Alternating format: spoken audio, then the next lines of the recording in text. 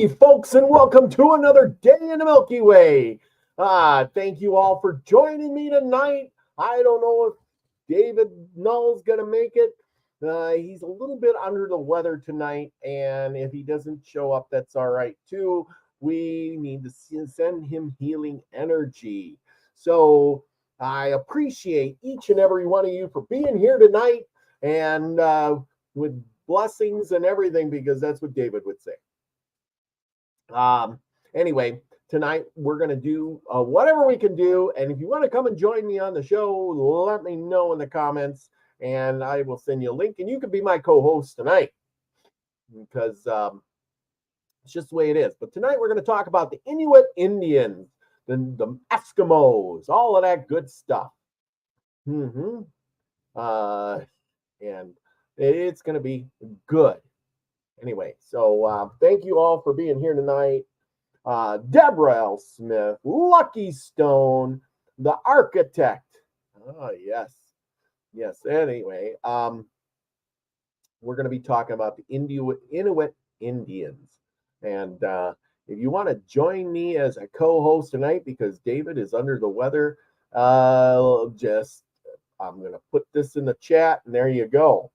If you want to fill in for him, you go right ahead. I'll be happy to have you on. So anyway, while I get my presentation up, let's see if I can do this. Usually I got my co-host, my trusty co-host, David Null on. So let's send him some good healing energy. He's feeling under the weather. He's been sick for the whole week. And I wish him well. And I talked to him this afternoon. He seems in good spirits, but, he needs a little time to rest, and we appreciate him so much. We really do. Kind of miss him there tonight. That's for sure. But anyway, so what we'll do, I'll tell you what we're going to do. We are going to go back in time to an earlier day, and we're just gonna go back in time. How is that? We'll just go back. Here's a good show, and we'll just say that he just like if he was here. How about that? Not that we're gonna. There's Elderberry. Elderberry is in the house, and we'll just do this. How about we do this? We'll just pretend David's here, and just like the show is starting.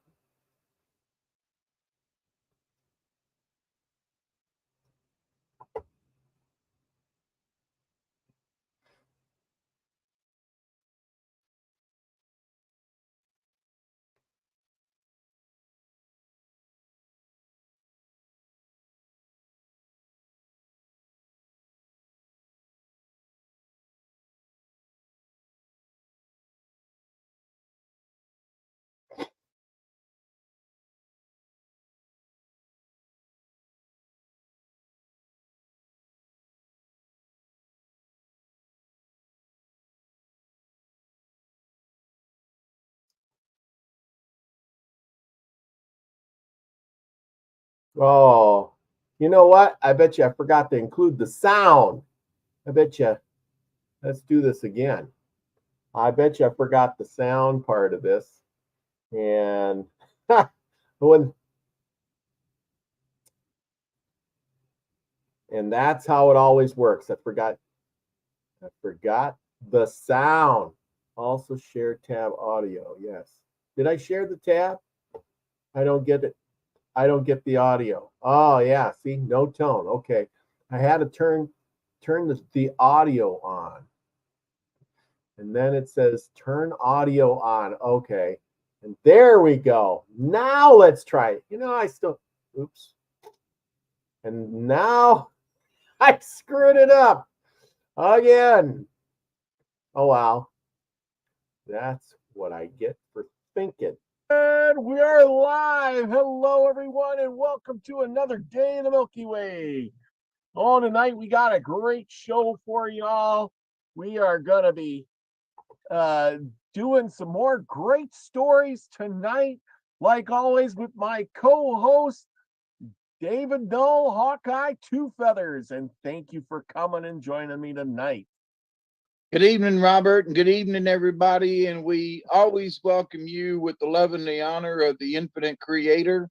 And we always hope that you're doing as best as possible. And we're always sending prayers out, hoping that you can do better tomorrow. So welcome and thank you for showing up. We always appreciate it. Absolutely. Well, and there you go. If we don't got him on, we can just reminisce and go back to, what would be like if he was here, because I'm sure he's a missing joining us tonight, because you know how he is. He likes to be here. Tonight, we're going to be talking about the Inuit Indians, which means Eskimos. Yes, Eskimos. Who doesn't like Eskimos? And why did I pick Eskimos for tonight? Because it's winter. It's going to be Christmas is the season. And that means we're going to have snow and cold. And just to remind you all how lucky you got it, we're going to go with the Inuit Indians, meaning that they're living in igloos, they're freezing their butts off, eating some whale meat and fish, and trying to survive a polar bear attack. So with that in mind, what else can you say? Oh yeah, thank you, Elderberry. Thank you. Go is in the house. Yes, operator error. Yes, of course, that's on my part. And Deborah L. Smith, thank you for joining me. And let's see. Healing energy to Hawkeye. Yes, send him some healing energy. He needs it. Yes. So, anyway, yes, they were making sealed bags. Yeah. Okay. So we you don't want to look at my ugly face too long without seeing some good stuff here. Okay, Inuit Indians. They're a group of culturally linguistic, unlike me, who can't speak because my tongue is always tied, unique indigenous people of the Arctic and subarctic regions whose homelands encompass, and I'll misspell this, Galactically, Nuktika, Greenland, a self-governing overseas administrative division of Denmark. Yes, Greenland is part of Denmark. Arctic, Canada, northern and southwestern Alaska. In the United States, and part of Chukotka is in the far east regions of Russia. Chukotka? Yeah, I guess that's how it's spelled. The culturally related Unagan, Uganaz, and the Uganaks Aleutians, live in the Aleutian Islands. Yeah, Aleutians being Aleutians. As a group, the Inuits occupy regions that are almost the most extensive and northernmost in the world. The border Inuit population is estimated to be more than 180,000. The Inuit refer to themselves differently according to their dialects and sense of identity. In Greenland, the term Kaleti West Greenlanders, or the Inuki, I hope that's how it's spelled, and the Lit, I can say that, the Eastern Greenlanders, are used. In Canada, the terms Inuvialuit, Inuita, and the Inuit are applied. The Northern Alaska, the term Inupiat is used, and in southwestern Alaska, the terms Yupiti, Yupi, and the Kupit are used. Other terms such as Yupigit, I guess that's how it is. I'm not Indian, so I can't say it. Supigi are used in the Chukotka in Russia, Far Eastern St. Lawrence Islands of Alaska. And if you guys can say that any better than me, well, you can just join me and help me out, because my co-host is not here tonight. There's a link in the chat. So anyway, what do we got next is, let's see. Oops. There we go. Sorry. The Inuit share a common language that gave birth to a variety of dialects as a result of their great distances between Inuit populations. I guess so. I mean, if you're living in Alaska, you sure aren't talking to people in Greenland. Among those dialects are, oh boy, and I can't say any of these names. There's a bunch of them. We'll just say there's a whole mess of them. Oh, let's see. Sorry about that. Yeah, all the big words made me cough. These dialects are closely related to the the Shukatun and the Yucatan and the Yupatis tongue languages spoken by the Supiti and the Yupati and the Yupatgat in Alaska and the Chokota. Some art anthropologists argue that the Yupi are culturally distinct from other Inuit peoples, but the Yupati have made a political decision to be designated as Inuit. In your face, people, right? The term Eskimo long applied to the Inuit, that's kind of how we all know them, may have come from whatever it is, of Eastern Canada, who have a word in their language resembling Eskimo. That means the eaters of raw flesh. Not cannibals, but eaters of raw flesh. Inuit never called themselves Eskimos until the term was introduced by the Southerners. Once Europeans and others began using the term in the 16th century, it negatively denoted the eating of raw flesh and increasingly assumed the culturally negative connotation, as the term perpetuated a stereotype that degraded the Inuit. The word Inuit translates to human beings in English. Despite the more recent interpretations of the meaning, the term Eskimo, once widely used in Alaska, is considered pejorative and offensive. So don't be calling those Eskimos Eskimos. Call them something else. By the 21st century, it had been widely supplanted by the name Inuit. So don't call Eskimos Eskimos, call them Inuits. The Inuit are politically organized with their own jurisdictions as well as internationally. Founded in 1977, the Pan-Arctic Inuit Circumpolar Council, the ICC, is a non-governmental organization that seeks to strengthen unity among the Inuit. Well, how about that? I think we read that one. And lots of dialects. And they live around the polar bears. Go figure. Oh, let's see what else we got on them. So this was a really fun one to do because we all know that they live, up in the Arctic and they have things called reindeer. What are these reindeer eating? Caribou, whatever you want to call them. I have no idea what these things are eating. Lichens on the rocks, maybe some seaweed or something, because obviously there's nothing there for them to eat. They're digging in the snow for something. Am I wrong? Anyway, these people would dress as I got a lot of pictures of their dress because they would dress in furs, what they had around them. They would have seal skin, beaver.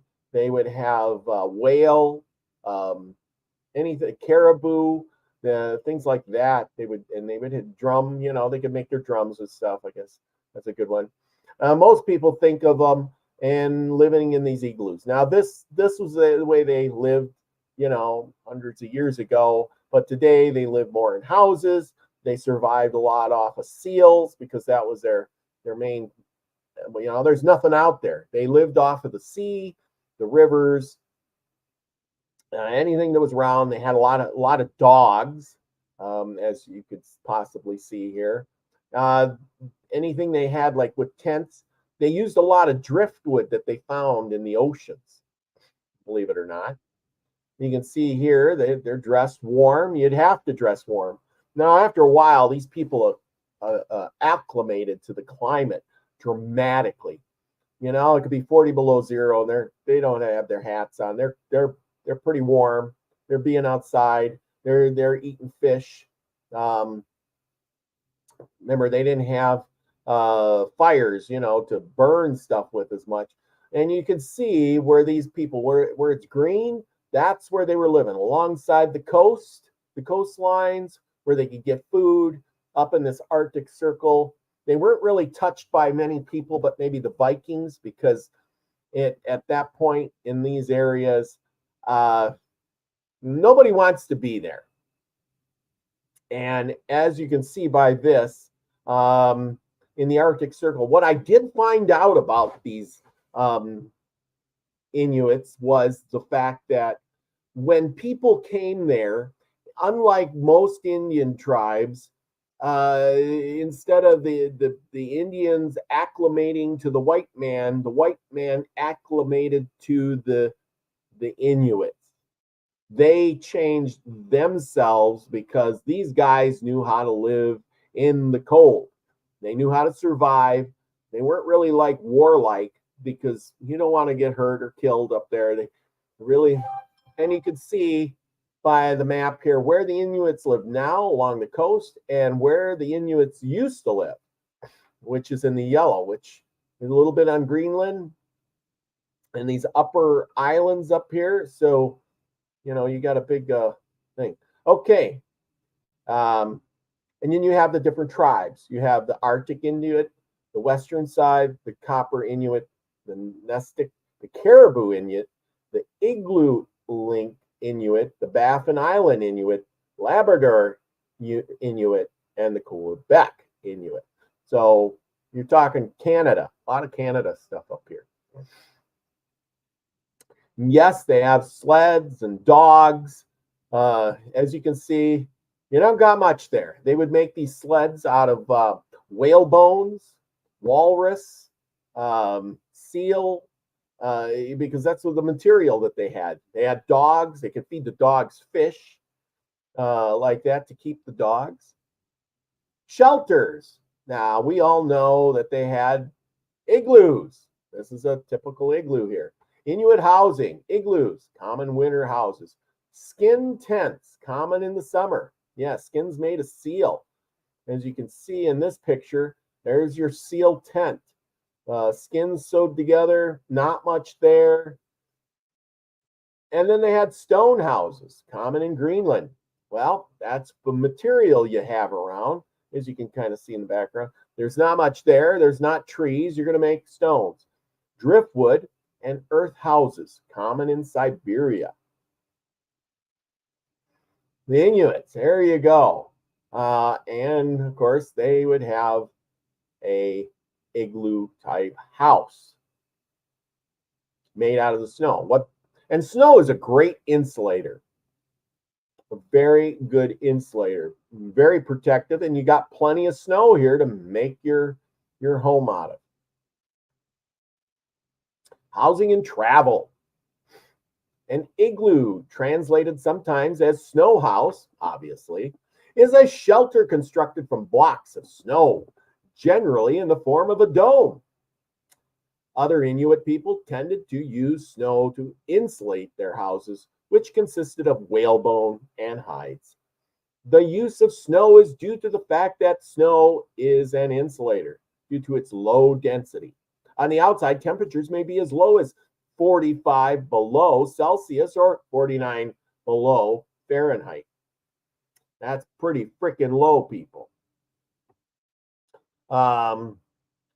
Let's see, inside the temperature may range from 7 degrees Celsius or 9 degrees Fahrenheit, which is quite the temperature jump, to 16 Celsius or 61 Fahrenheit. That's like a summer day when warmed by body heat alone. These guys knew what they were doing. You build up a house made of snow, and just by putting your people in there, you could stay warm. Well, how about that? These people were smart as can be. Well, there you go. Anyway, there's Max Vision. And Jeannie's here. Musgrave Griffin. There you go. Thank you for coming and being here tonight and joining me. Okay, the Inuit. The life was a hard one. During the day, they hunted for food. At night, the Inuit sheltered tent homes made of animal skins or in ice igloos, a skill they learned from the Central Eskimos. They made spears, harpoons, and pipes. They passed the time storytelling, songs that told tales of hunting and hardship, accompanied by, it doesn't say. But anyway, there you go. Here's a bunch of them put together. Look at that. Well, you can't say they didn't have the best White House on the block. Look at that. All nice white houses. They would definitely pass the inspection. Okay, how they adapted. The Inuit adapted to the cold climate by building dome-shaped igloos out of snow for the winter, and in the summer, cone-shaped tents made from caribou skin. They turned into hunter-gatherers, depending on what type of food was available in the land. Okay, special characteristics. The summer months in the Arctic are July and August. By the middle of September, snow starts to fall again. The Inuits cannot plant crops. That is why they have survived for thousands of years by hunting and gathering. They moved from place to place in kayaks called hummocks, made of walrus and seal skin. The hummocks could hold up to 10 people. Their population was about 50,000. The hummocks were also used to hunt in the summer. The Inuit made houses out of snow and ice called igloos. Oh, more on the igloos. The Inuits built hard ice igloos instead of wooden houses because there weren't many trees in the area, obviously. They had to make tents out of animal fur and hides in the summer because the igloos would melt. Duh. The Inuit tribe. Here, climate. The Inuit tribe lives in the Arctic where the climate is very cold and snowy. Duh. Of course it's cold and snowy. It's the Arctic Circle, people. The Inuit ate fish, seals, whales, and caribou. The Inuit wore parkas, boots, goggles made out of wood and animal fur. The Inuit lived in igloos and tupiks. So there you go. Yeah, nothing there. Now, what possessed these people to go up there and live at the Arctic Circle and survive this way? I want to know why they didn't say, this is too damn cold. I got to work too damn hard. And then I'm not staying here. I'm getting the hell out. The Inuit, here you go. Paddle. They got a few paddles here made of wood, it looks like. Probably driftwood. Look at how he's bundled up, just sitting there on the snow. Man, I'd be freezing. Looks like he's just having a good day. Arctic natives of America building their igloo. That's quite a talent. Have you guys ever built an igloo? Come on.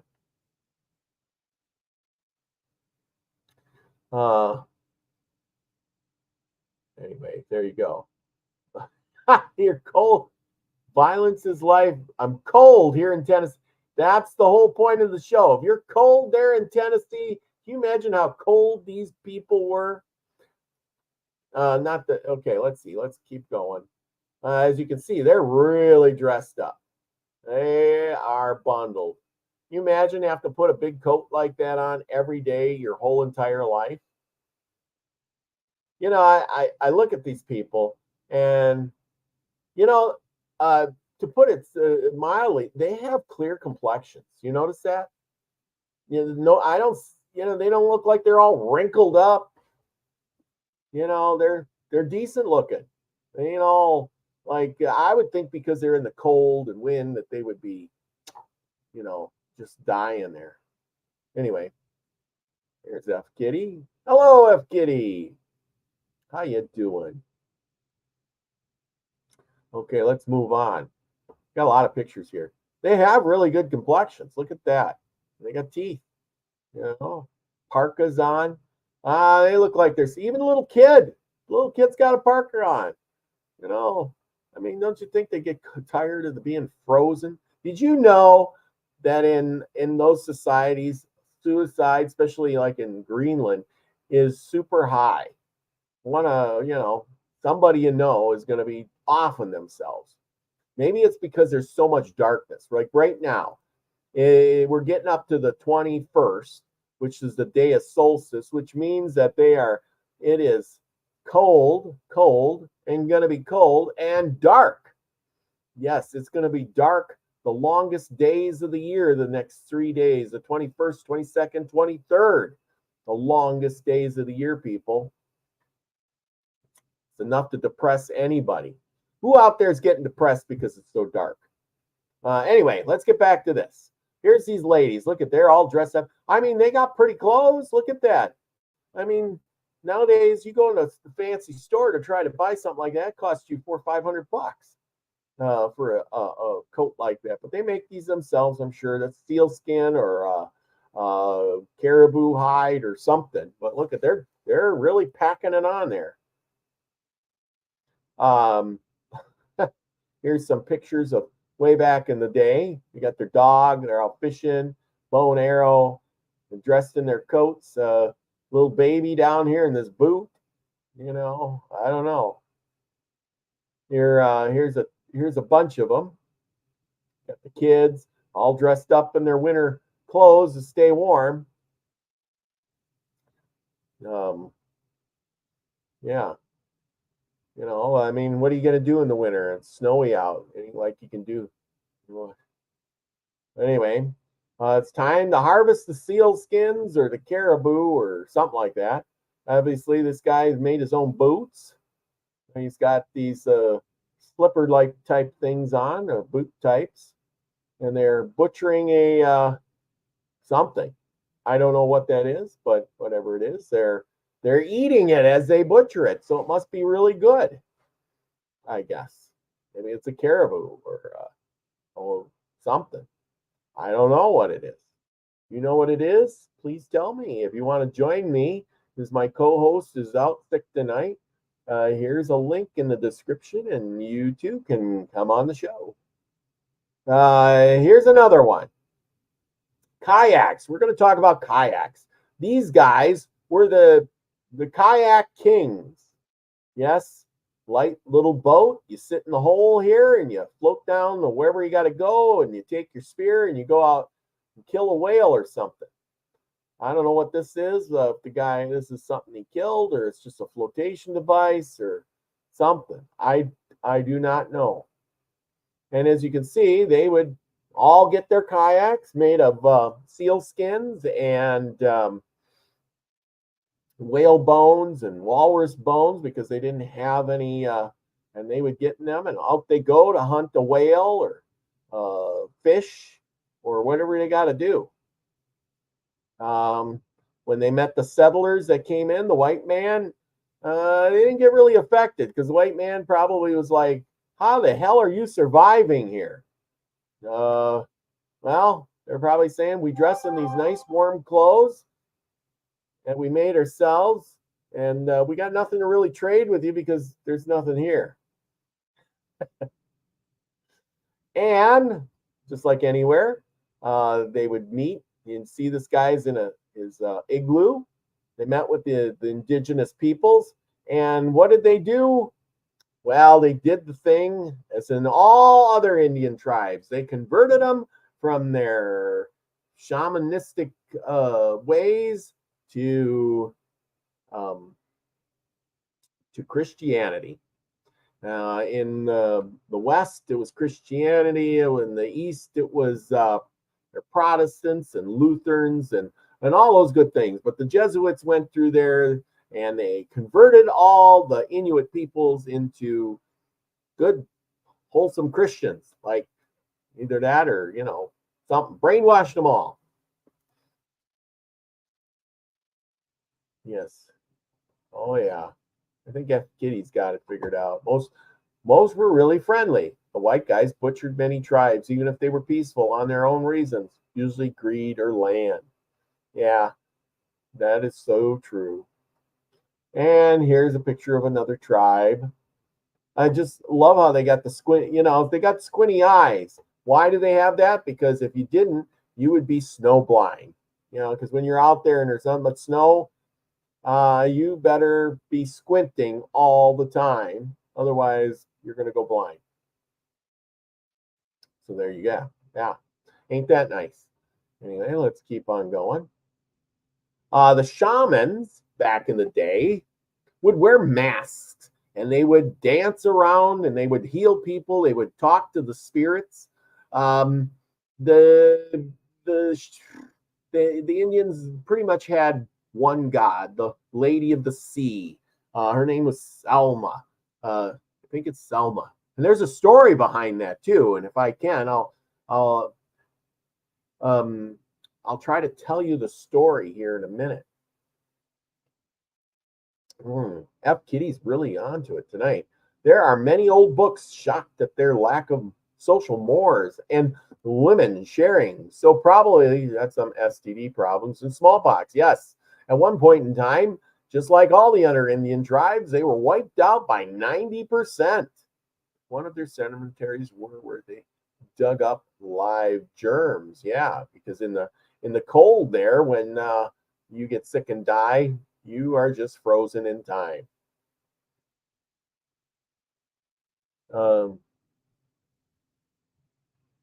Yeah, the Lady of the Sea, Golino. Yeah. But anyway, yeah, there's a story about the Lady of the Sea, underneath the sea, and I'll get into that in a second. So let's finish this up here, and then I'll tell you the story as I kind of remember it. Here's where they live, basically on all the coastline areas, and way up there, and you can see the different types of Inuits, all the way up into Alaska, made their way down all over here, all the way down to the coast of Labrador. Here's some boots. I got a picture of these boots. Now, they look pretty comfortable, actually. Look at that. That's fur. That'll keep you warm. That ain't like shoes nowadays. You're staying warm in those. They had the original Baffins. Here's some coats. You can see sealskin coat. You notice how they have these coats where they hang down low so the wind doesn't go up your butt. You know what I mean? They had the right idea. You notice how coats nowadays, they like hang around your waist, and anything from your waist down gets freezing cold. Your top half stays warm, but your bottom half freezes. These guys had the right idea. Make it really long, and then your butt stays warm too. Okay, F. Kitty says, what I never did find in the libraries was anything saying how closely related the American northern natives were related to the ones that live in the Arctic Circle on the other side of the Pacific. Yes, that is right. Through my digging tonight, I found that the natives of the Arctic are not really related so much to the natives of the lower half of the Americas. They are more related to a small section. We'll go back to that. Okay, here we go. Yeah. So when I did this study, it said most of these people came from the north. They have a lot of northern Asian in them, meaning that they came from Asia, probably across the land bridge or sailed their boats across this narrow strip here, or maybe come up through the Aleutian Islands, and then they stayed up on the coastline, and made their way from north or west to east, and then they just stayed out of the reach of the rest of the Americas, because down here, remember, there was the Ojibways, the Hurons, the Iroquois down in here. So anything lower than this was, already populated by the other Indians. And so these, long as they stayed up here in this area, nobody was coming up there to fight with them or anything. They had it made. Maybe that's why they just stayed up there and, stayed up there. And here's them in their native dress. So basically, they're more northern Asian people, probably related to, I would say, Japan, maybe Mongolians, or things like that. I believe their pants were waterproof, but I don't know if that was all tribal clothes. Yeah, they were made of seal skin, and their boots were waterproof. I did read that. Let's see. Yeah, the probably would have been the last travelers, but Russian North natives should be fairly close related. They did some DNA testing on them, and they're a mix, a little bit of everything, and and then of course you got the Russians that came over across there too, and interbred. So it's kind of hit and miss. Okay, there's little evidence for the land bridge hypothesis. Yes. I think they got in their boats and came over. Maybe they were already with boats, and who knows? I'm not sure. Like I said, I don't believe in the land bridge theory so much either. See here, I personally think they were northern adjusted sailors and came in that way, ice hopping like the polar bears. Yes, could have been. Could have been, could have been. Could have been. Let's get on with this. Okay, what do they eat? They eat fish. Lots of fish. I guess you could go ice fishing pretty much all the time. And here's their boat. I'm trying to get some good boat pictures. But as you can see, they're probably out for a hunt. He's got a tent over here. He's in his boat covered with seal skin. He's got a harpoon. Maybe he's hunting a whale. They did that a lot. They hunted a whale. They said that they would hunt whales, and one bowhead, which they were hunting the bowhead whale, and one whale would feed an entire village all winter long. Ain't that something? Here's some better pictures of their boats. These are modern pictures because it's in color. And here they are hunting a whale. It makes me wonder, how stupid are whales? They let you just, paddle right up to them and throw a spear into their back. You'd think that they could hold their breath, go under the water, and swim away and say, heck with you. Oh, Jeannie, sorry, your eyes are closing. I bid everyone good night. Thank you, Jeannie, for watching tonight. I appreciate you coming and being here and joining us. And violence is life. Ancient rock carvings in Sweden show boats. Yes, boats were really important back in the day. That was like having a Cadillac.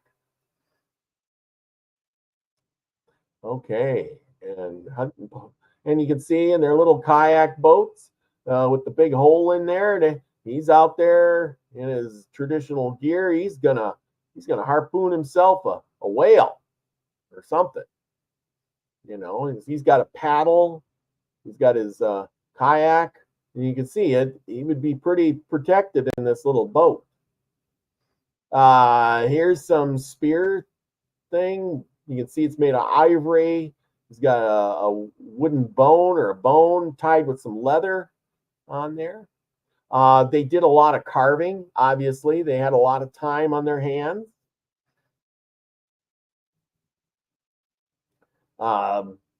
And stone carvings, ivory, things like that they carved. They made their tools. You can see they made them out of ivory, a little bit of wood. Here's your war club, your cooping stick, and ivory again, carved really nice. Scrimshaw on the walrus tooth, or whatever it is that. And Okay, F Kitty. I have questions about the bears, though. Wouldn't that draw hordes? Were they ready and just added polar bears to their clothesline? Yes, they did hunt the bears. They did. Look at all these things that they got. I'm gonna blow this up a little bit and see what we can find. Looks like a skinning knife here. Maybe some nails, some ivory horns or bones, teeth, scrimshawed. You got a spearhead here for like whale hunting. You got a little tiki doll there. Knife. That's a knife. I don't know what this thing is. Some other carvings. Looks like this is a game board. Yeah, you get really bored when you're in your igloo for 6 or 8 months. Yeah, wolves were way out of control back then, too. And guess what? They just reintroduced wolves into Colorado. Boy, aren't those people smart? Tools. They get materials and hands, seals, walrus, whales, and caribou. You got to use what you got. Now, I know what this thing is. That's their sunglasses right here. You put that on, and then you got sunglasses. Let's see what else we got.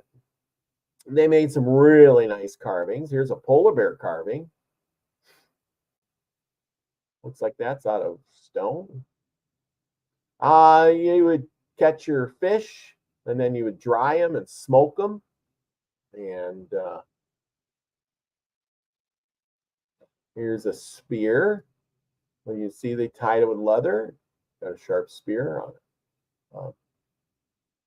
I don't think bows and arrows. Here, these are fishing spears. I know that. You jab that in and a big hook stick in there and catch your prey. You got a rope on there. See, when you shoot the spear, I do know this. So here's what it does. So you shoot it, the spear, the head goes into your critter, and then it comes off. And so you keep the stick, and then you keep the rope, and then you that's how you reel it in. It's like a big fishing line. And what did they eat? They ate seals. They went, seal make an easy target. You just run up there and clunk them in the head or stab them or something before they run into the water. And as you can see, here are these guys in their boats. Well, you can put a buttload of people in these things, can't you? Ain't that amazing? And there they are catching a whale. Yes, looks like a bowhead whale. Catch the whale. That will feed a village all winter long. Plus, bones and everything will make stuff. And as you can see from by this picture, it looks like there's a whole bunch of them out here catching whales for the winter. Here's a whale, seals, more whales out here. This bunch got a bunch. I suppose you need a whole bunch of guys in that boat to paddle while you try to pull the whale away after you've killed it. Because they aren't light, man. They're not light. They weigh tons. Drag it up on shore. And of course, you peel back the layers of fat. And I suppose you can melt that down and have heating oil, cooking oil. And then there's probably plenty of meat. Now, remember, these people, they had a diet that would kill you. I'm not kidding. Their diet would kill you because they literally ate meat all the time. Fat. They ate fat like candy and meat and fat, fish and fat, fat. I mean, meat, fish, fat. It was not a diet that you or me could live on very long without getting sick and dying. And of course, we got the polar bear. You know how big a polar bear is? You get messed up with one of these, you are SOL. And there's thousands of them up there. Now these things, they float on the ice. They can swim real good. They do kill the polar bear, and a polar bear coat would be, super good to have.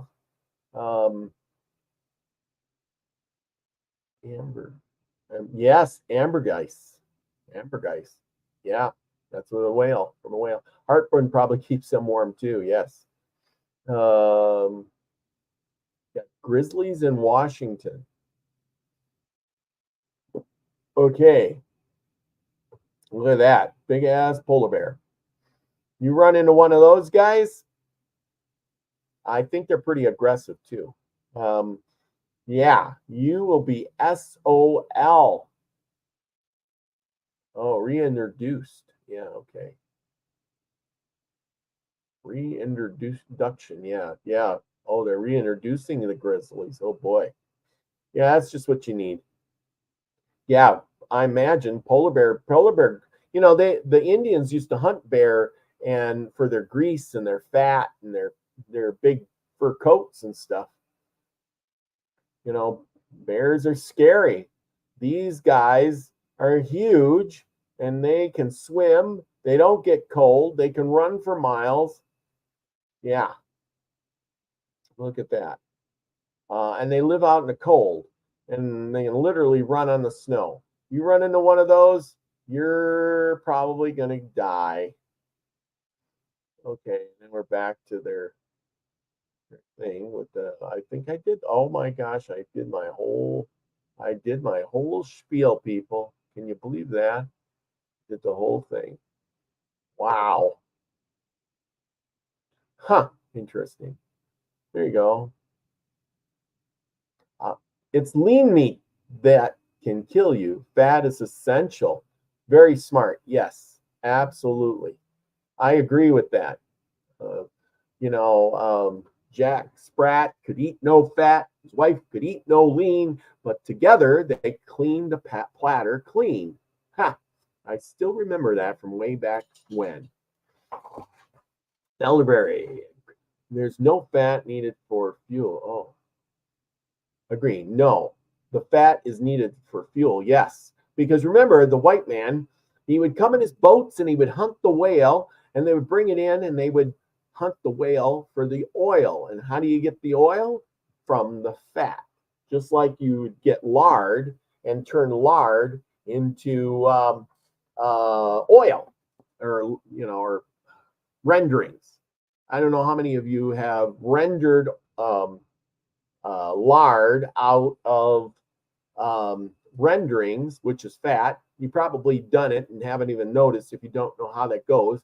It's just basically like when you fry your bacon, just take all the fat off the bacon and then you boil it for hours, and the oil comes out, and then you throw it through a cheesecloth and you do it again and again, and you get all the oil, and then when it cools, you have the lard, and that's what lard is. I've done that before. I remember when I butchered a pig, I got all the renderings, which is all the fat they cut off, and when they cut off all that fat, I would add a big pot, and I'd boil it down for hours on a really low heat, and it would all melt, and then I would sift it off, and I put it in mason jars, and I still have some here. It's I use it when I cook stuff. Oh, it's so good. It's really good stuff. It lasts for a long time in those jars, but anyway, Milky, Elder, and everyone else. Yes, there we go. It's giant browns, same area. Oh, but it's the giant browns in the same area that occasionally have a cave bear throwback. Yeah, the grizzly bears cross with the polar bears. I've seen that, and then they come out with a grizzly polar bear. Lamp oil from whale blubber is a major commodity. Yes, lamp oil from whale blubber. Violence is life. Good night. Good night. Thank you for showing up. I appreciate it. And there is Scotty boy, a little late to the party, but good as always. And, that's the way it goes. Yes, how they got those cave bears or whatever they had, I don't know, but they were crosses with something. That's all I can say. Yes, crosses, mix, hybrids, cave bears were crosses of something. I'm glad they don't have them now, because apparently they would have been pretty vicious. They would make a polar bear look like a puppy dog. That could be something. Oh yeah. Well, anyway, we're missing David Null tonight. I tell you, I wish he was doing better, but he's under the weather, and I'm hoping that he gets back on track because you know how that goes. He is he's always missed when he is not here. Oh, it's catching up. It's catching up. Okay, let's see what else is there. Inuit life has changed greatly because of the increased contact with societies to the south. Snowmobiles have generally replaced dog sleds for transport, and rifles have replaced the harpoons for hunting purposes. Outboard motors store-bought clothing and numerous other manufactured items have entered the culture, and money, unknown in traditional Inuit economy, has become a necessity. Many Inuits were made to abandon nomadic hunting and now live in settlements and cities. They often working in mines and oil fields. They are particularly in Canada and have formed cooperatives to market homemade crafts, fish catches, and tourism. The creation of the New Canadian Territory in 1999 helped to support the revitalization of traditional Inuit culture in North America. And there you go. That's my spot on Inuits. But all I can say with that is, you know, these poor people, they have, you know, modern life has come to them, and they went from not being using money, and which is probably pretty nice, to you know, hey, got to have that almighty dollar.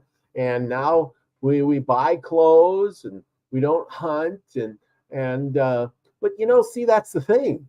If you live in a house in the middle of Timbuktu land up there, it's, you know, dark all winter long pretty much. What can you do?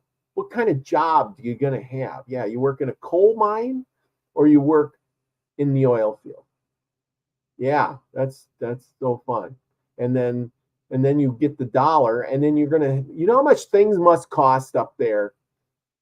I imagine everything is 3 times as much because it has to be shipped in, and because you don't live in an igloo anymore, you live in some house. You're gonna need electricity. You're gonna need heating oil. You ain't gonna go out and get yourself a whale and boil the whale down and have a whale oil heated house. You're gonna buy some of that precious oil that's coming out of the ground, and then it has to go to a refinery and have to be refined so you can use it in your house, which is going to even cost more money.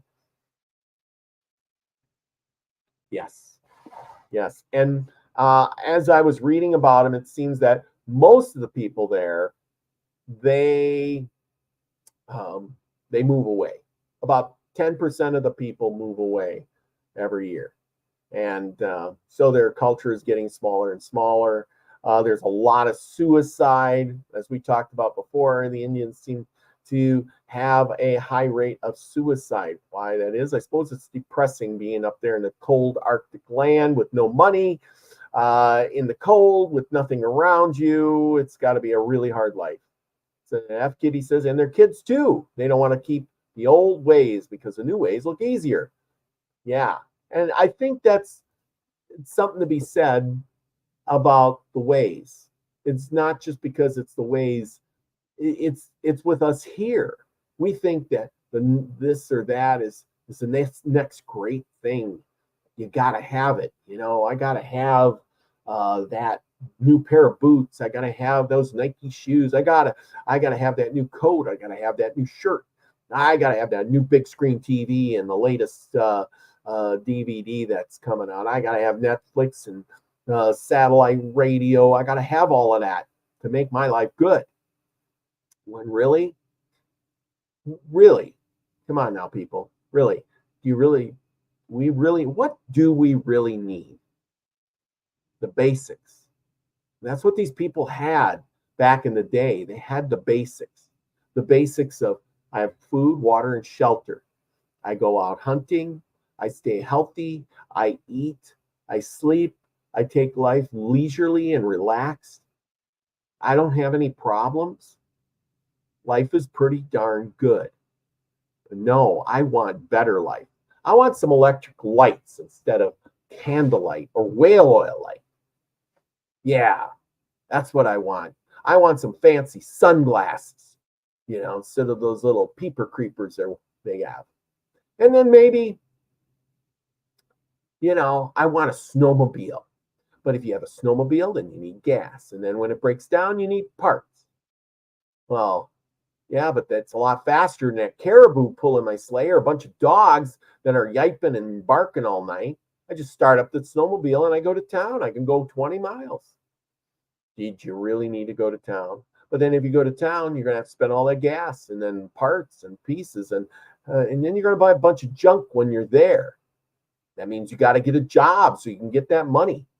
It's a very slippery slope. And I think that's the problem with a lot of that. So instead of living out there with their caribou and living a simple life, they've traded in a simple life for the easy, hard life. If you agree or don't, I don't know. Let me know. Give me a comment. Put it in the chat, something, okay? Let's see. They are a very specialized gene pool. They suffer from modern illnesses more because it isn't good for them. Yes. I mean, when you grow, your body for 20,000 years has been growing up on, and your family from way back when has been eating caribou, whale fat, seal fat, fish. And then all of a sudden somebody says, here, have some bread, flour, water. And you know what? Make some noodles. Yeah, you got to have noodles. And how about some Twinkies? And throw in a little Debbie too. And maybe, some breads, pies, candy, cakes, and a bunch of sugar. You need some candy, right? And you know what's going to happen? You're going to get sick and die. Hey, why don't we throw in some alcohol too? Because those Inuit people weren't making alcohol way up there because they didn't have corn. They 20,000 years without corn. And all of a sudden you bring in a bottle of alcohol, you're going to get somebody sick. That's just my thoughts on it. Anyway, okay, enough of my spiel here, and I'm going to try my best imitate. Let me get this out right. David Null, and tell the story of the night. How about that? I'm doing my best here. David is thoroughly missed, and like I said, oops, I gotta look at this. Make sure that because I'm still on call, people. So and normally you wouldn't see me do that, but anyway, people in their 20s and 30s, no teeth. No meth. This is pretty good. Pretty good. Thank you, F Kitty, for all the this is a good one. No one documentary, all the young people in their 20s and 30s, no teeth. Grandma had teeth, not meth. At least not that village. Yeah. And see, that's the thing. Young kids, and then you introduce drugs. And you live in the middle of nowhere in the winter, and like you see the scene here. You see any cops coming around? They do whatever they want. You smoke meth, you do drugs. I don't care, but that guy ain't. He's not gonna. There's no cop gonna show up and say, we're gonna arrest you. No, it's not gonna happen. You're gonna do drugs. You're gonna die. That's what they're. It's just the way of the world, people. You get depressed being up there in the winter cold. Not good. Anyway, here we go.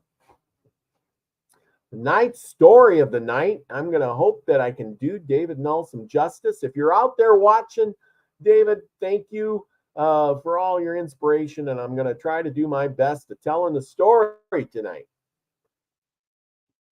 This one here is called A Man Pursued by His Uncle and by His Wife. Told by Johnny John, who learned it from his grandmother, who lived to be 130 years old. An old man and his nephew lived together in a forest.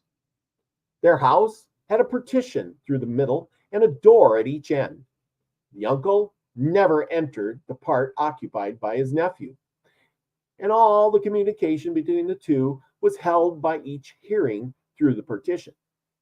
What the other said to himself, each went in and out of his own part of the house when he liked, but neither ever crossed the threshold of the other part. After a time, the nephew discovered his uncle's true nature. He was a man-eater. One day, a woman came to the young man's part of the house. The next morning, the uncle said, "My nephew has two ways of breathing." The young man, speaking to himself, said, "My uncle is mistaken. I am talking to myself." "My nephew can't deceive me," said the old man. "There are two persons in his part of the house. I am glad that game has come to him. I am going hunting." When his uncle had gone, the young man said to his wife, My uncle knows that you are here. Now you must do as I tell you. If you don't, he will kill and eat you. 3 women have been here. He killed and ate each one of them, for they paid no heed to what I told them.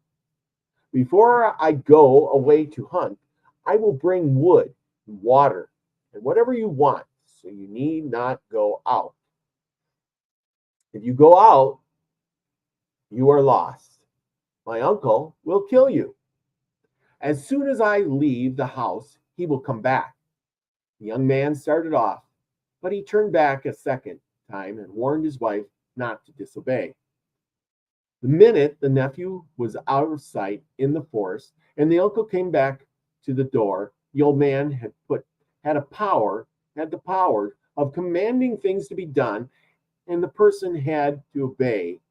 They didn't hear or see him. He said, "Let the woman come out." But the woman had power also. When he saw that she didn't come out, he said, "Let the water she is cooking with boil away." The water boiled away, and the woman had a plenty more. The old man was angry and said, "I will get her out in one way or another." As the young man was coming home, he saw smoke rising from his part of the house. "All is well," thought he. "My uncle has not been able to kill my wife." When he went into the house, he praised the woman for her obedience. That afternoon, about dusk, they heard the old man come into his part of the house, and they knew that he hadn't brought any game. He hunted only for people. He called out, "What luck has my nephew had today?" "I've had good luck," answered the young man. The old man began to mutter to himself to blame his nephew for hiding his uncle's game. At last he said, "I will wait a while, then I will have my own." He heard 2 persons breathe, and he was angry. Determined to have something to eat, he pounded bones into bits, put the bits into a kettle, filled the kettle with water, and hanging over the fire made soup. The young man and his wife were silent. The man had decided to leave his uncle, and his plans were laid. He had walked in circles around the house, making each circle larger than the preceding one, till he had a ring 3 days' journey in circuit. Now he told his wife what she must do. That night the uncle said, "I am going away for a while. I can find no game around here." "Well," answered the nephew, "hunters go where they can find something to kill, and they often gone a long time. I am going farther myself. Game is getting scarce in our neighborhood." The young man had power. He caused the house to appear in place 6 days.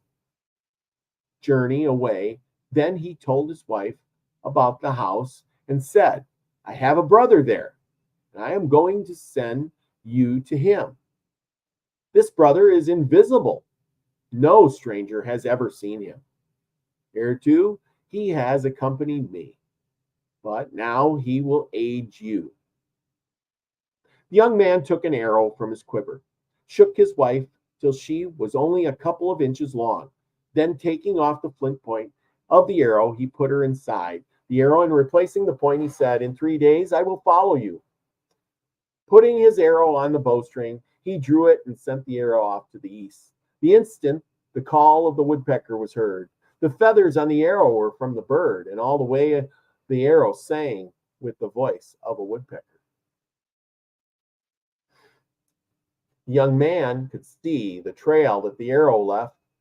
As it went through the air, he went back to the cabin and waited. In 3 days, his uncle came back, but without game. Talking to himself, he asked, What luck has my nephew had? Good luck, said the young man. I have plenty to eat. I found nothing, said the old man. This hunting ground is barren. My eyes see no more game. But if I have no fresh meat, I have bones. I'll break them up and make soup. Then the nephew heard his uncle breaking bones. There was a terrible noise. At last the young man said, My uncle makes too much noise. My nephew wouldn't make less noise if he were in my place. I am trying to get something to eat. And paying no attention to what his nephew said, the old man kept at work. The next morning at daybreak, he said, I am going hunting.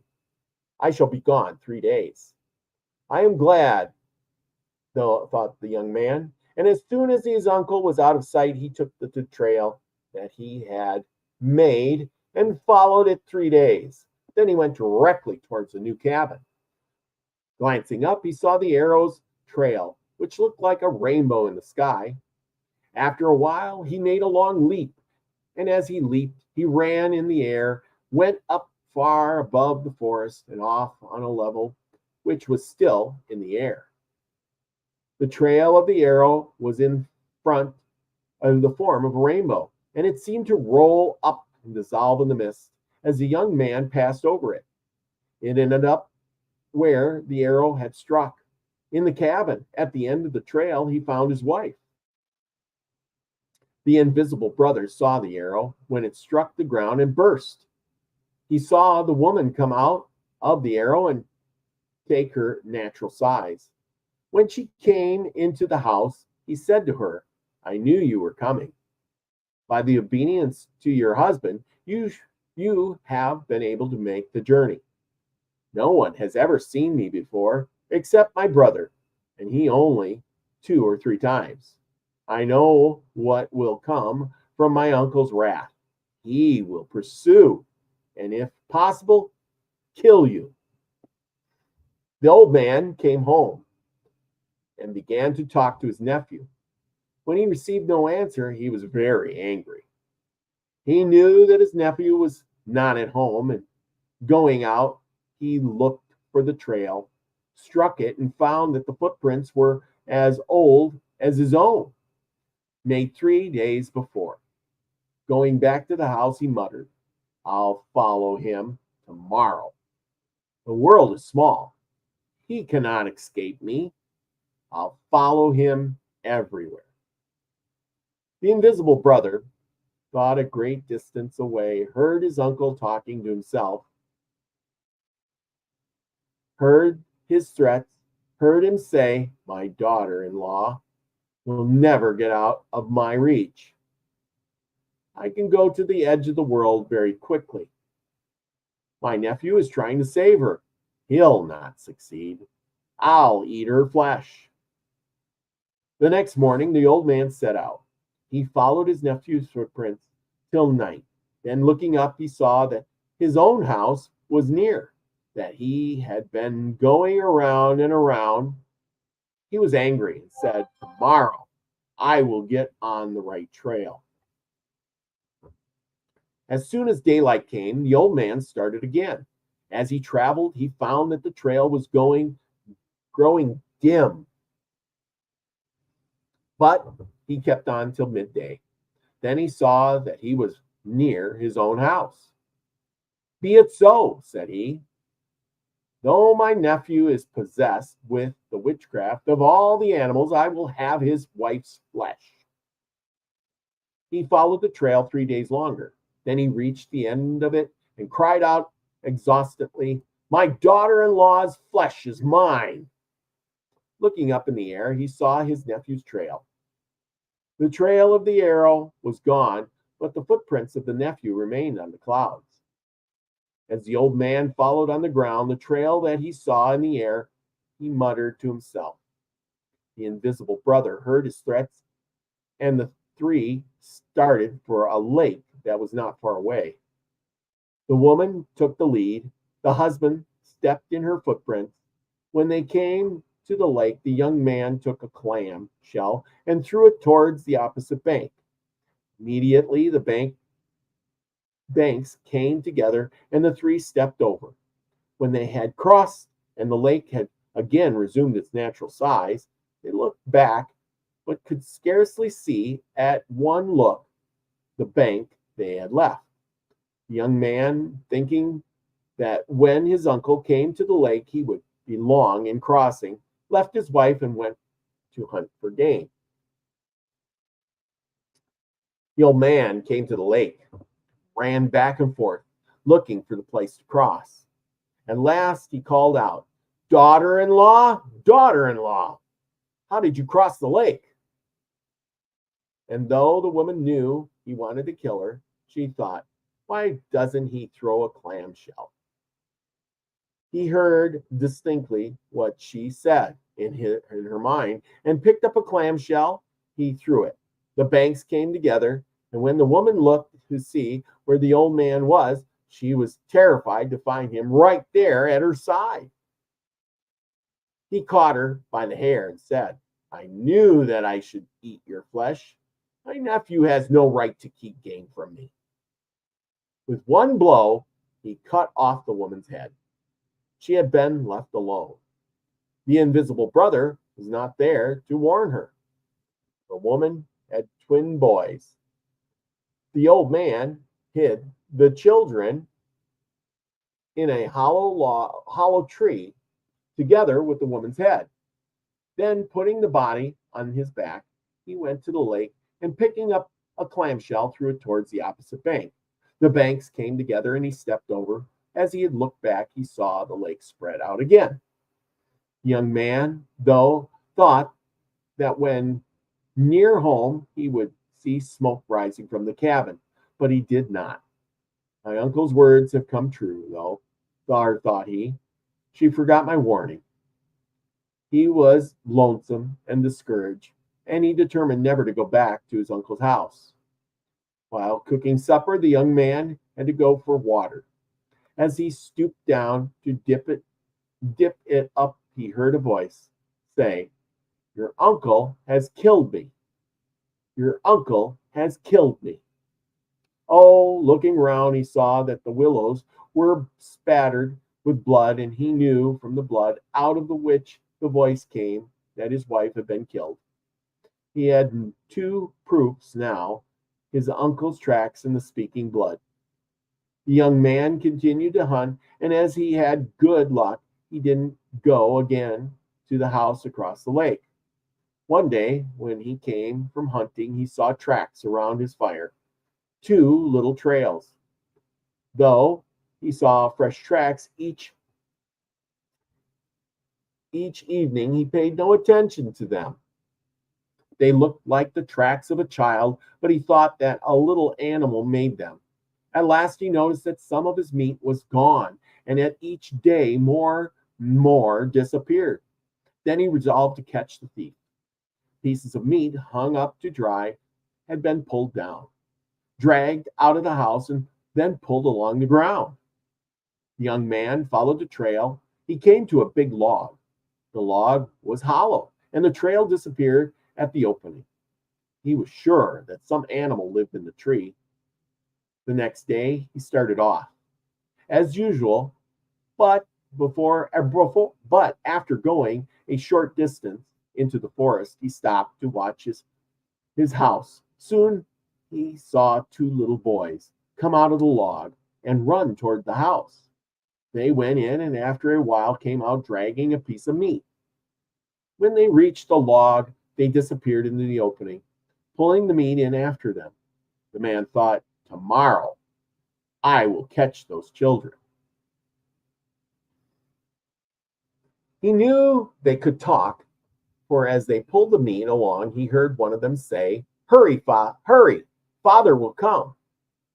The next morning, the young man went a short distance into the forest, hid and waited. The time seemed long, but at last the boys came from the log, ran to the house, went in and closed the door. The man hurried home, went into the house, fastened the door behind him.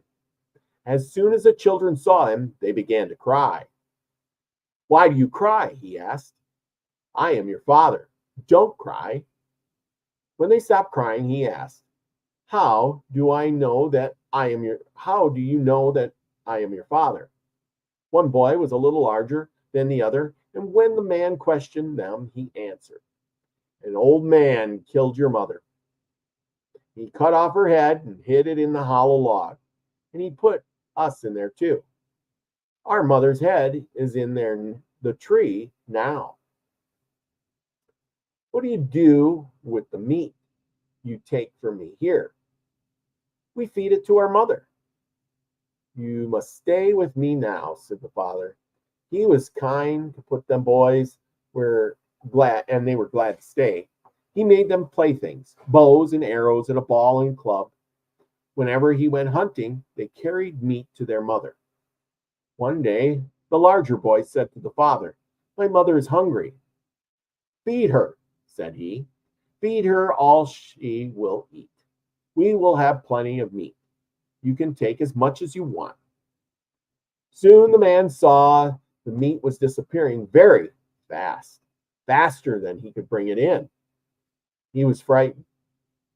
One of the boys noticed this and said, my mother eats a great deal. We can't carry her enough. And he asked his father to go and see her. The man went to the log and looking in, saw two great eyes in a skull. What can we do? Asked the boys. I'm afraid, said father, that after she has eaten all the meat, she will eat us. We must go to some place far away, said the boys, so that she will have to travel a long time to overtake us. We can't feed her. She never gets enough, and we are tired.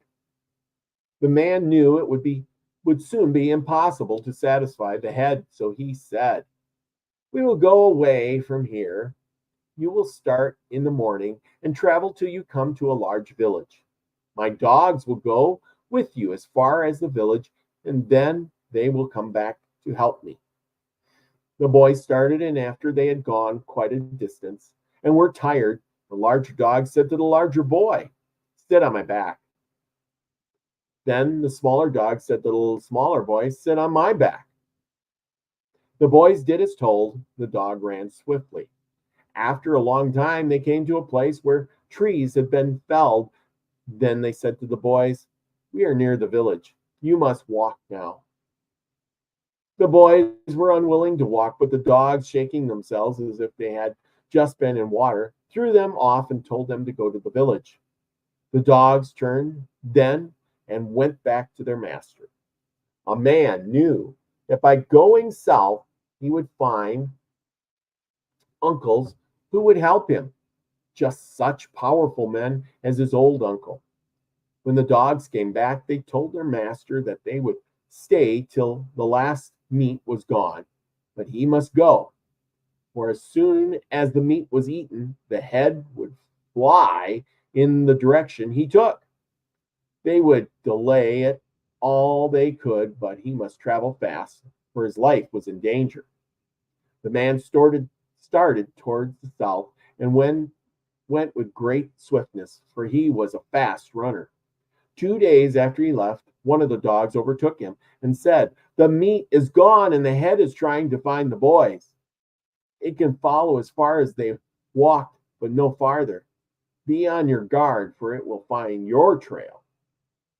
The dog could see a great distance. It looked back and said, "The head is coming. You have always said that no one could outrun you. The time has come when you must exert all your strength." When the head started, the dogs left behind did what they could to delay it. They bit it, and when it turned to pursue them, they dodged into the ground. It went on, and again they sprang at it, and when it turned, they again escaped into the ground. The trail of the head could be seen plainly, for the bark was gnawed from the trees where the dogs kept it back, delayed it, and made it angry. All at once, far off in the west, one of the little boys said to the other, "Our father is in trouble. Our mother is following him." Soon a dog came up to the man and said, "The head is possessed of such power that we don't know how to keep it back. We are doing what we can, but you must run with all your strength." The man ran with all his speed. Seeing a house, he darted into it and called out to an old man sitting there, "Uncle, help me. A terrible head is following me to take my life." "I will help you all I can," said the old man, "but hurry to the next house. Your aunts live there. They will help you. If I am killed, a dark cloud will go up into the sky." The man was about halfway between the two houses when he heard a terrible noise, and looking back saw the flying head had reached the uncle's house, and his uncle was fighting with all his strength. When he turned a second time, he saw a great black cloud rise into the sky, and he knew that his uncle was dead. That minute, one of the dogs came to the man and said, "Your uncle is dead. He was never beaten before." When the head had devoured the old man's flesh, it rushed after the husband. The man ran as fast as he could, and almost exhausted, he saw a house, ran into it, and called to the woman sitting there, "Help me, help me. Something is following me to take my life." "Poor man," said one of his aunts. "Hurry on. We will do what we can to delay the head. Go to the next house. Your mother lives there. Maybe she can help you." The man wasn't out of sight of the house when he heard a great noise and heard his aunts call to the children to have courage. The head flew into the house and bit at everything it came in contact with. The woman beat it with clubs. The man heard the blows fall on the skull. When he was halfway into his mother's house, all was still at the aunt's house. Suddenly, his invisible brother called out, "Run, run, or we are all lost." The invisible brother urged the man forward, pushed him, and seemed to run faster. The brother urged and pushed till they reached the house. Then the man cried, "Mother, help me, help me." "Poor son, you are in great trouble," said the mother. "Go on, we will do what we can." The man hurried through the house. The head came in as he went out. The dogs ran around the house and urged their master on. The mother called to her children, "Kill the head if you can. Fight with all your strength." They took their most poisonous weapons and began to strike the head. One of the women stumbled and fell. The head devoured her in an instant. The old mother cautioned her children, telling them to be careful and make no misstep. The youngest girl remembered there was bear's oil in the house, though she would boil it, see if it couldn't kill the head with boiling oil. While the head was chasing the women through the house, the oil began to boil, and then the girl seized the kettle and threw the oil onto the head. It burned and killed the head. "Your brother is free," said the mother. "We ought to have a game of ball. It is our duty to give thanks. The head will be the ball. She picked up the head, carried it out, and called in a loud voice, "Here, warriors, is the ball for you to play with." Soon a great many people with netted clubs in their hands came and began to play ball. These players were animals that lived in the forest. The man saw them playing with his wife's head. Each one struggled to get the ball, and in that way they wore it out. One of the dogs said to him, "Your wife is dead, and you are safe." When it said, "Your wife is dead," the man's strength left him. His arms dropped down, and he was very sad. "You are sorry," said the invisible brother, "but I am glad." "Why should you be sad? She would have devoured you if you had not killed her. Now that there is no one to harm us, our uncle will not trouble us again. Your children are living off in the direction," said he, pointing to the west. "Go and find them." So saying, he turned and went to the brother, looked after him, he said, and disappeared. The man and his dogs traveled towards the west. When the dogs left the children, they were near a house at the edge of the village. In the house lived an old woman and her granddaughter. One day, when the girl was in the woods, stooping down to pick up a broken boughs, she heard voices. She listened, and as the wind came toward her, she discovered that they were the voices of the children. She went home with her wood, told her grandmother that she had heard children crying, and asked her to come to the forest and listen. It was a pleasure to know that there are children alive. "They must be for us," said grandmother. "We will go and find them." When they came to the place where the girl had heard the voices, she said, "Now listen." "True," said the grandmother. "There are children in the woods. We must look everywhere till we find them. Maybe they are sent to us because we are alone." The girl followed the sound, going in the direction from which the wind came. She could hear distinctly, and she knew the sound came from near the ground. At last she came to where the boys were, and they were apparently about a year old, one a little larger than the other, and both were crying. The girl began to comfort the children and to tell them she would be their mother and be kind to them.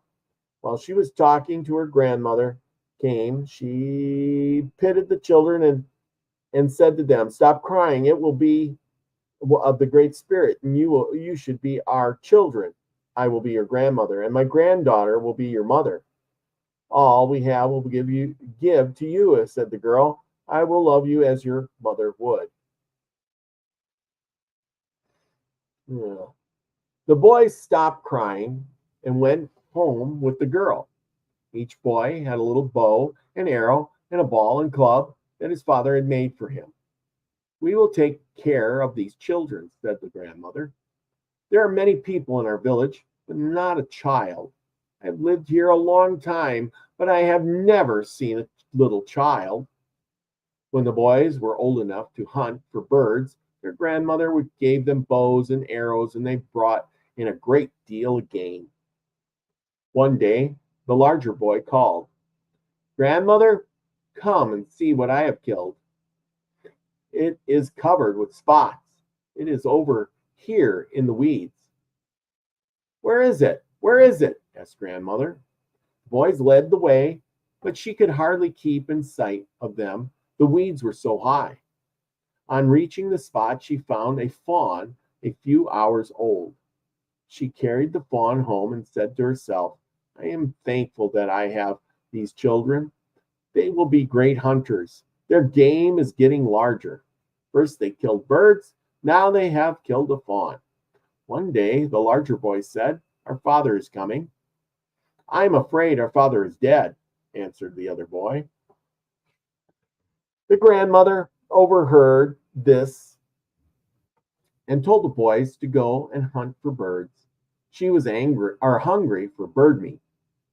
The next day, while the children were out, a man came to the house. The invisible brother had told the man that when he came to the old woman's house, he must say, "Grandmother, I am glad to see you." And to the girl, "Sister, I am glad to see you." As the man went in, he saluted the old woman as grandmother, and to the girl, he said, "Sister." One of the boys said to the other, "Our father has come." "I don't think so," said his brother. "Our father had dogs. There are no dogs with this man." To find out, he raised the skin door a little, and looking in, he saw his father sitting there with his elbow on his knee and his face in his hands. "We must find the dogs," said the larger boy. They followed their father's tracks, and they hadn't gone far when they found that the dogs had run off in another direction. They tracked the dogs, and toward night they found them standing by a fallen tree. The dogs heard the children's voices and ran to meet them. They were glad to see the boys, and as the boys were to see them. "We must go home," said the brothers, but they didn't know the way. The dogs took the lead. It was late at night and very dark when they got home. When the boys didn't come, the grandmother and granddaughter were frightened. They were waiting for daylight to come so they could hunt for them. When they came to the grandmother asked, "Why did you stay so long and frighten us?" The father was happy to be with the children again. The girl was the man's sister, and the old woman was his grandmother. They all lived together now and were happy. The end. Well, there's your story for tonight. I hope I did David Null justice in telling the story. Do you guys want a card? Yes, I have cards. And if you excuse me for 1 second, I will talk amongst yourselves, people. Talk amongst.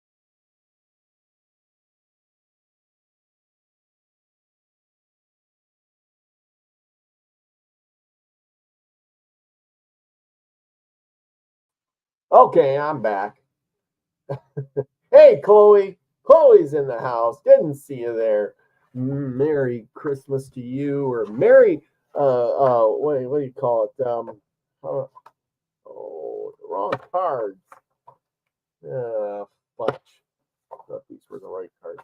These are the wrong cards. I thought I had the other deck of cards here. I don't know. After the move, I don't know where all the cards are. What's the deck? Huh. Well, that sucks. David, where are you with the cards for tonight?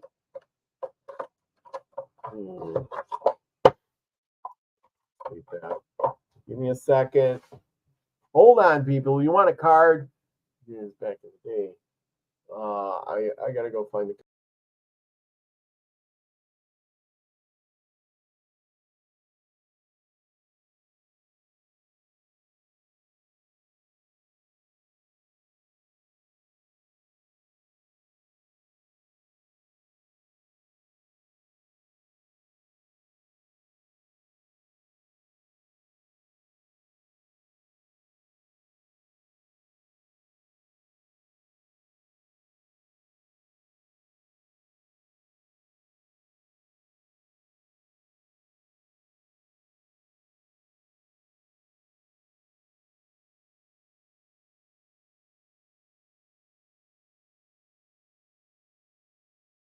Okay, I'm back.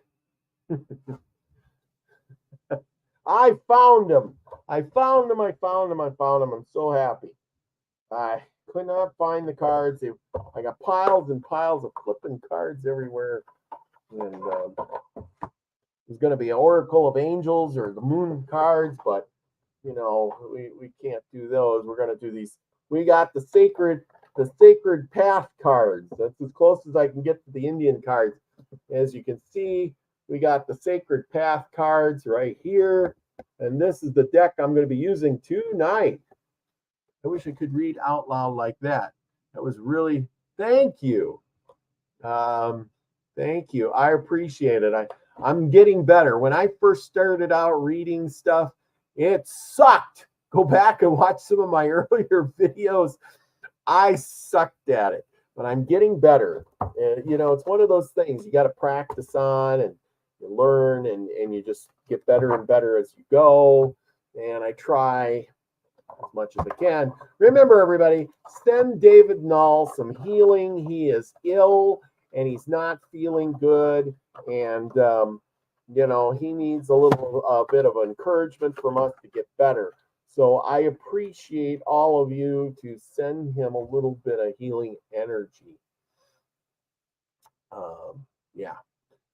This one, clubs and head chopping. Yeah, they all have head chopping. Why that is.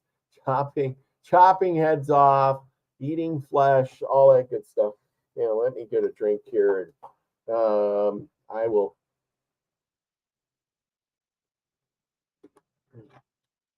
Yeah, see, that makes no sense.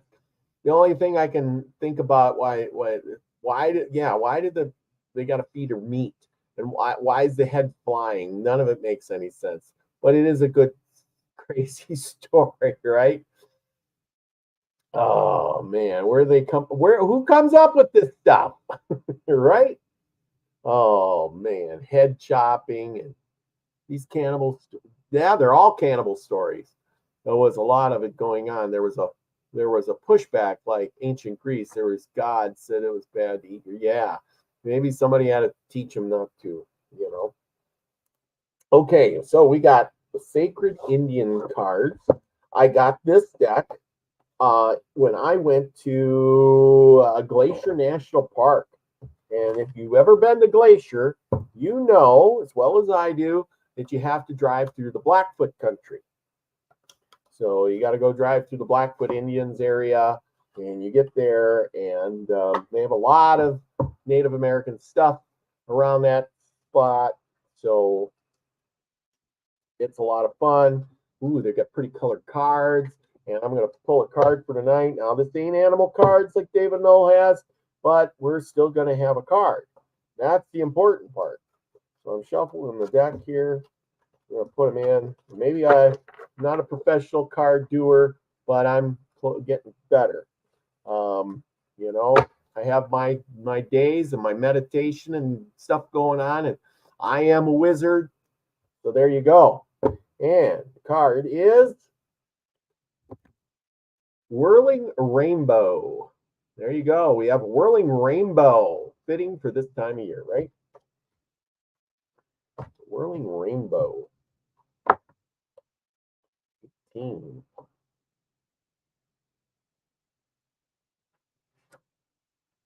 And I hope everybody's doing good. I really enjoy doing this show. I really do. Oh, I don't know how to find it. Gee, Whirling Rainbow. I guess I have to look it up in the thing. Number 18. 153. I guess that's the quickest way to do it. Whirling Rainbow. Here we go. Let's see. Gotta use my flashlight because that's what we got. Okay, Whirling Rainbow. Giver of life. I gotta turn this light down. Turn it down too much, and it makes all kinds of stuff. Whirling Rainbow, giver of life. Through your cleansing rains, uniting all colors, the children of earth will walk in peace again. Whirling Rainbow prophecy. Your warriors now arise, sisters and brothers in harmony, your light in their eyes. Whirling Rainbow, touch our hearts. We will surely fly, never lonely or apart, our whirling colors in the sky. Oh, I love that.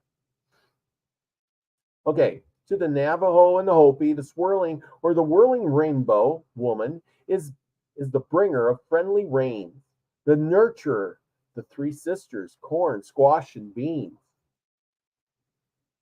Yep, three sisters. During the summer, so that the people will be fed. Many times an image of the whirling rainbow is created in the sand. Painting, an ancient sacred healing art performed by the medicine clan of those nations. The whirling rainbow woman comes from all four directions and curves like a swastika, covering all directions. The outside of the sacred circle is protected by another. The whirling rainbow woman bleeding her body into the space below, creating a cup shape to catch the rain and protect the circle. Without the rain, the three sisters will die and the people will not be fed. The whirling rainbow is the promise of peace among all nations and all people. You hear that? We need peace between all nations and all people, especially in this time where we might be going to war. The rainbow race stresses equality and opposes the idea of a superior race that would control or conquer the other races. The rainbow race brings peace through the understanding that all races are one. That's right, people. We're all human. Those people and these people, why are they fighting? Can't they realize that we're just human? Doesn't matter what color you are, what religion you are. The unity of all colors, all creeds, working together for the good of the whole, is the idea that is embodied in the whirling rainbow. When all pathways to wholeness are respected by all cultures, the prophecy of the whirling rainbow will be completed. It just tells you that, if we just all work together, what could we accomplish? If we didn't fight amongst ourselves, what great things would we do? If we weren't so greedy and wanting what somebody else had, maybe these Eskimos really did have something to tell us, and we destroyed them. We wrecked their culture. We made them greedy. We made them work for money when they had everything they needed. They didn't have money. They had just very little. They live in an ice house. They have the clothes on their back and they eat every day. And they live. And that's the thing. It's about living and being in your world without greed or prejudice to others. We're all human. We're here to live life and enjoy things, and somebody has put a price tag on that. You can only have so much. If you don't work harder, you don't get anything. And why do we need so much? Really, why do we need so much? Why is it that it's greed? It's corporations that want more money and more stuff and want you to work harder. And then somebody else wants you to have more. And then so they propagandize you and then believe that you need more. And instead of joining your fellow humans, well, you're ready to, give them the big old finger and say, heck with you, I'm doing my own thing and I'm going to get all the stuff and you're lazy and you didn't get nothing and tough luck. Or you go to war because they don't believe what you believe, or maybe they're on some land that you think is yours and maybe it's not. Can't we just come together? Maybe these holidays are all brought together with some false perception of a Christmas thing going on, but maybe it's just the peace and the harmony that we need.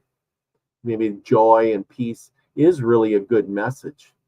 The rainbow brings everything together. It's really it's a big circle. When the rain falls, the food grows and it makes a rainbow. It brings everything together. And that, I guess that's what I see out of it for a message for all of you. So enjoy the rainbow. I know it's winter, but think of the colors and think of how unity and uniting with fellow people could be your blessing for the season. Think about the people closest to you. Yeah, there's my message from that card. So I hope you enjoy it. The rainbow card. Why does it always do that? The rainbow card. There you go. Like a swastika or anakarana. That's what it reminds me of, an anakarana. There you go. So with that, thank you. I'm sorry that Hawkeye wasn't here. I'm sending him good wishes, and I will let you know. I'm sure he will watch this, and he will be happy that I did the best I could reading. And thank all of you for being here tonight. Elderberry, thank you. Chloe, thank you. I hope you're doing great. I want to order some of them crystals from you, but I don't have your address. F. Kitty, thank you for all your wise wisdom. It seems like you've studied on this so much, and I appreciate all of the comments and all the information you've shared with us tonight. Elderberry, I hope your chickens are doing good, because mine aren't laying. I'm going to put a light on them this weekend. Richard, yes, beautiful card. Thank you for being here. Lucky Stone, thank you. Reading out loud on video takes practice. I need to do that. Yes, takes practice. I've been doing this, 3 years now, and I'm just starting to get halfway decent. Hawkeye's had a whole lifetime of doing it. You know, who else is here? I know Jeannie's gone. She had to go to bed. Max Vision was here to say hi. Scotty Boy's probably still listening unless he wandered off. No was here. I hope you're listening. Thank you all. You know, violence is life. You had to leave. Yeah, thank you for being here. Thank you, everybody, for joining me tonight. I know 'tis the season coming up, and this weekend, we're going to have a great guest on this weekend. Our Wayne Steiger is going to join me on Saturday night for a great show. And we're going to be talking about Christmas. And you know what he's going to say about that. So anyway, the fun never stops here. Thank you, everybody. Much love to you all. Remember, go out, do something nice. Oh, don't forget, Thursday night, I'll be on Ryder Lee's show, Raised by Giants. Don't forget to tune in there and catch me and Nina and whoever else he has on. And then, like I said, Saturday night, I will have our Wayne Steiger on for my guest, and we'll be talking about the lies of Christmas. Anyway, will Santa get his cookies and milk? Probably not in my house, but I can spread unity through the rainbow card. So with that, remember, everybody, go out, be nice to your neighbor, not just this time of year, but all the times a year, because that's the most important thing. And with that, everybody, be the frequency you want to receive, everyone. Love y'all. Peace, everybody.